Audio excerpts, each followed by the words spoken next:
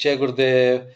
सो अभी कुछ समय पहले मैंने एक वीडियो डाला था जिसमें मैंने मिडिल ईस्ट के बारे में बात किया था और मैंने ये बोला था कि मिडिल ईस्ट में जो कंट्रीज है, जो देश है मिडिल ईस्ट के, वो आपस में ही लड़ेंगे और वो आपस में ही एक दूसरे के साथ उनका बहुत ज़्यादा तनाव होगा। और जिसमें स्पेशली मैंने ईरान के बारे में बात की थी। मैंने बोला था कि ईरान के साथ कुछ बड़ा होगा या ईरान कुछ बड़ा करने वाला है। और अभी हम सिचुएशन देख रहे हैं कि इसराइल और ईरान का क्या चल रहा है। बहुत लोगों का फिर मेरे को मैसेज आया था, बहुत लोगों ने पूछा कि ये जो ईरान और इजराइल का चल रहा है, इसका रिजल्ट क्या है या इसका आने वाले समय में क्या होगा। तो देखिए, जो स्थिति बनी या जो मुझे लग रहा है, जो मेरा कैलकुलेशन है, उसके अकॉर्डिंग ये युद्ध तो अभी यहाँ नहीं रुकेगा। ये जुलाई अगस्त तक कहीं ना कहीं ये चलेगा। ईरान के ऊपर जो इसराइल ने अटैक किया, ये अटैक इसे अभी नहीं करना था। कहीं ना कहीं ये थर्ड वर्ल्ड वॉर के लिए एक दरवाजा ओपन कर दिया गया है।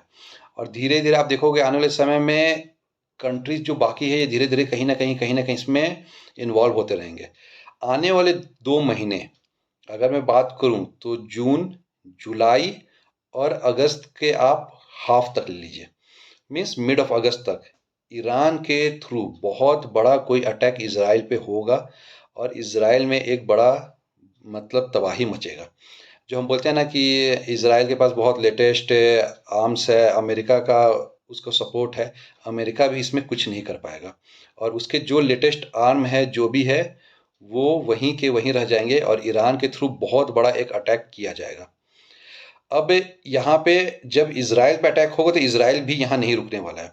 ये भी अपने बहुत सारे पड़ोसी देशों पे या ईरान पे कुछ ना कुछ अटैक करेगा। और ये स्थिति जो है, ये आप समझ जाइए कि अगस्त तक, सितंबर तक ये बना रहेगा। अब जो हम न्यूज़ देख रहे हैं कि इसराइल ने उनके साइंटिस्ट को मार दिया, उसके जो ईरान के जो न्यूक्लियर जहाँ पे उनके रिसर्च हो रहा था न्यूक्लियर, तो वो सब मार चुका है। ईरान के पास न्यूक्लियर अटैक वेपन्स नहीं है।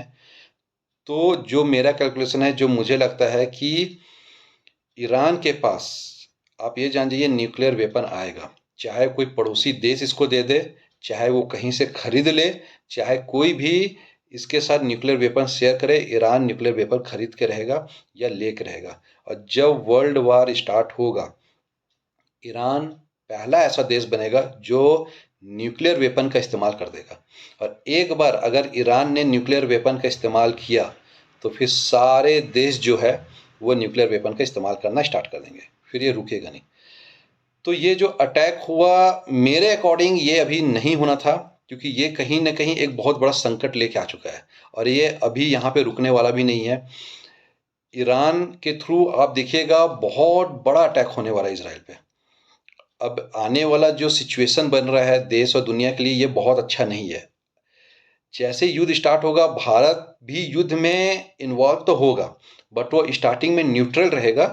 धीरे धीरे वो युद्ध में फिर आएगा।